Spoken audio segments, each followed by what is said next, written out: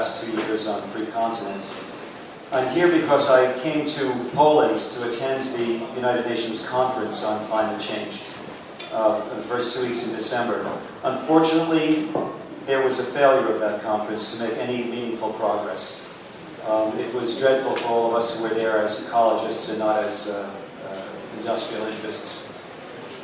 Unfortunately, again, the deadline is December of 2009 for a definitive treaty to cap greenhouse gas emissions, or we face a very bleak future. That future is not directly in our sight, but we can see that it's coming if we extrapolate on the patterns that our ecosystem is taking now. And the other conclusion is that the governments of the world will not be able to take action in time. They will not solve it if we don't do something. And this project that I have in mind is dedicated to moving those governments along. Now, I have 4 axioms that I would like to present to you. First, that life on Earth is in mortal danger. You've heard a lot of these facts in little bits and pieces. You've seen movies here and there and things on TV. Let me give you a statement by a body of 2,500 very conservative scientists who stated at the end of 2007 that global CO2 emissions must peak by 2015 and decline rapidly to avoid catastrophic changes in Earth's climate that may lead to the extinction of 20 to 30% of all species by the end of this century. The end of this century alone, and threaten human survival.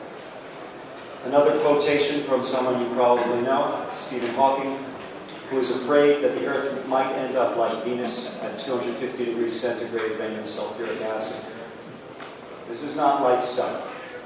James Hansen, the head of NASA's Goddard Space Flight Agency in America, who's been saying this for 30 years, the climate system is dangerously close to tipping points with disastrous consequences for life, and for the general well-being of the planet. And in particular, we risk returning the planet to ice-free conditions when sea levels were higher by 70 meters. Incidentally, Berlin is about 45 meters above sea level. And about 1/3 of Germany lies under 70 meters of sea level. Now, just to give you a few of the catastrophic events, these are all possible failure modes for the ecosystem, for life on the planet. Any one of these could doom us. And if that's not enough, I'm sorry I don't have enough time to let you read all of those 20. Business and politics are not helping. That's the second principle. That should be patently obvious to this audience especially. Third, that public outcry can, and has in the past, brought down walls.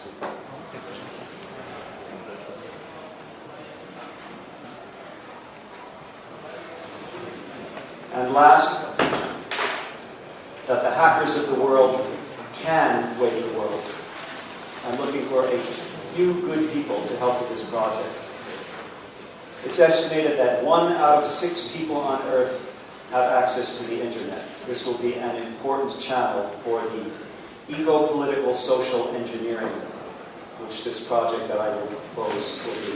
I won't discuss it, I don't have time now. Anyone who responds to my email address, which is on my final slide, will get the straight scoop on it.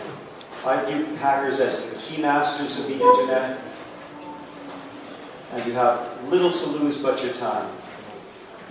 But there is really no time to lose.